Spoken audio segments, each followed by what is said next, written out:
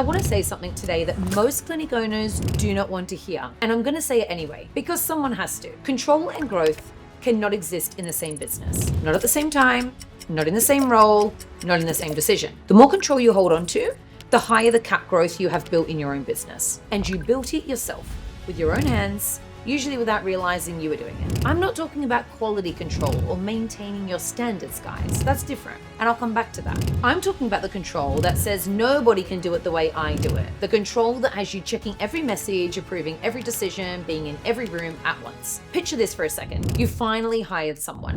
You've trained them properly.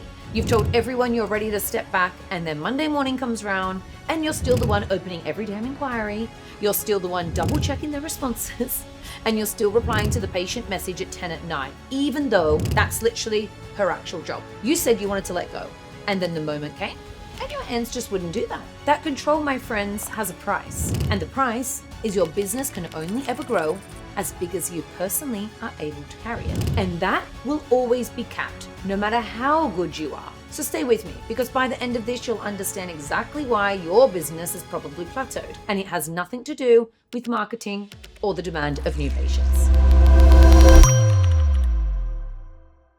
Hi guys, and welcome back to my YouTube channel. I'm Nurse Sarah Louise, and I built an aesthetics business from my back garden.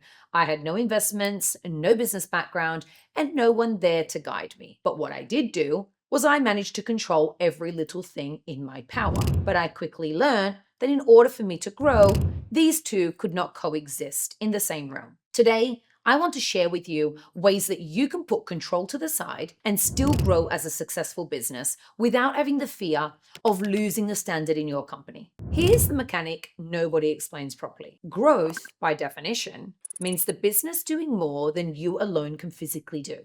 Maybe more patients than you can personally see, more decisions that you can personally make, and sometimes even more problems that you can personally solve in one day alone. Now, control, by definition, means everything running through you. Every decision approved by you, every standard checked by you, and every patient, well, probably seen by you too. Now, let's put those two definitions next to each other, and you can see it instantly. They're literally not compatible. They're structurally opposed. Growth requires things happening without you, yet control requires things happening through you. You simply cannot have both. And every clinic owner I know who is stuck right now is stuck because they're trying to mesh both of these together, or do both. Here's the part that's ironic. The cap on your business is not the market, and it's not your team, and it's not your prices. The cap on your business is the amount of control you're personally still holding on to. That is the literal stop on how much can work without you in the room. Let me show you exactly what this looks like in a real clinic, because it's rarely as obvious as I'm a control freak. It's usually disguised as being, well, I'm a really good business owner. It's the consultation you insist only you can deliver, even though you've trained someone else to do it, because you tell yourself patients prefer me, they prefer you. It's the social media. You still post yourself at midnight because you don't really trust anyone that might not sound like the brand. And it's the rota that you build every single week instead of handing it to your admin, because you're convinced you'll probably catch something that they'll miss. Guys, I've been there, I've done it, I've felt it. I understand it. I was one of those ones that checked every patient message and still replied personally because I thought I could do it better, and I thought something would get missed and that would affect the patient experience. But none of those things look like control when you're doing them. They look like diligence. They look like you care, and they look like you're maintaining standards. But every single one of them is a place where growth is capped at exactly your personal capacity, because nothing in that list can happen without you physically being there. And the maths, well, it's simple. If everything requires you, the business can only ever be as big as the hours you have and the energy you have to do it. And both of those, well, they're limited, no matter how disciplined you are. Now, I know exactly what's coming up for you right now, because it was one of the things I said as well. But Sarah, if I let go, the standard will drop. That's risky. And someone else in the beginning, and yes, sometimes in the beginning, it genuinely will. I mean, I'm not going to lie to you.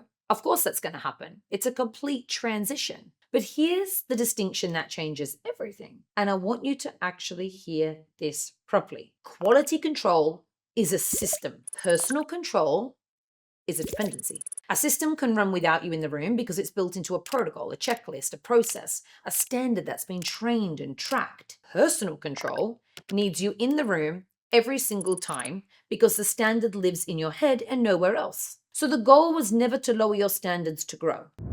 The goal was to get your standards out of your head and into something that can run without you physically holding it together. That is the entire difference between a business that can scale and a business that is permanently capped at the size of one person. And I want you to learn, what is this actually costing you? Because it's not just your evenings. It's costing you the team member that would have grown onto a brilliant practitioner, but never got the chance because you never let go of the consultation. It's costing you the patients that you're turning away every single week because the only person who can see them is you, and your diary is completely full. And it's costing you the version of this business that could exist if it wasn't entirely dependent on your personal bandwidth. You didn't build a business. If everything runs through you, you built an extremely demanding job. And the job has a name, and the name is you. And the job cannot be promoted, cannot take a real holiday, and could not even earn more than the hours that physically allow you to.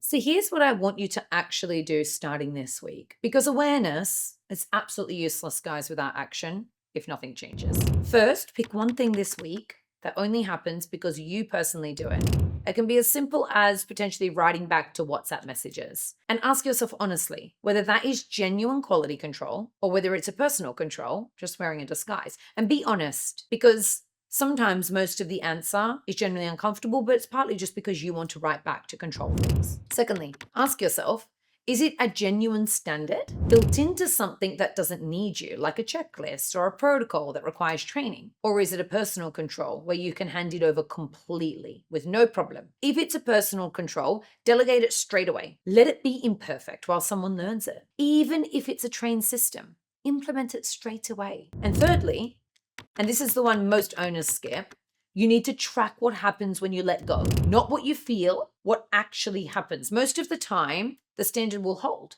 The patient doesn't even notice, and the business runs exactly the same. Or it's a swan on water. You're just floating around and underneath your legs are paddling.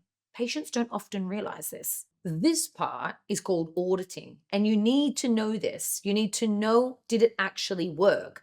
What was good about it? What was bad about it? If it was good, how do we optimize? And if it was bad, how do we improve?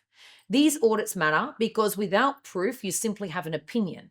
And then when it's time to chat to a staff member about bringing improvements, you need to come with evidence. Your business will only ever be as big as the control you're willing to release. And that is not a motivational line. That is simply how growth works. It requires more happening than one person can hold. And you are the one person, no matter how capable, no matter how high your standards, and no matter how much you genuinely care. So ask yourself honestly today, what are you holding on to that is capping the business at the size of you? And what would it actually take to let it grow past that point? Is it the system, or is it a personal control factor? Guys, if this hit a nerve today, I am right there with you, as I've completely been through these exact processes myself. But in order to get you to the next stage and be able to facilitate your growth, these are the things that you do have to let go of. These are the things that you have to put trust in.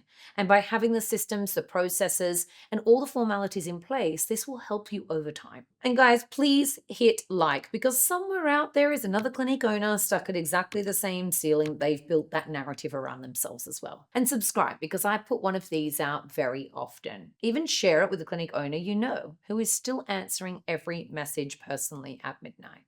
I'm Sarah Louise. This is the Business Injection, and I'll see you next time.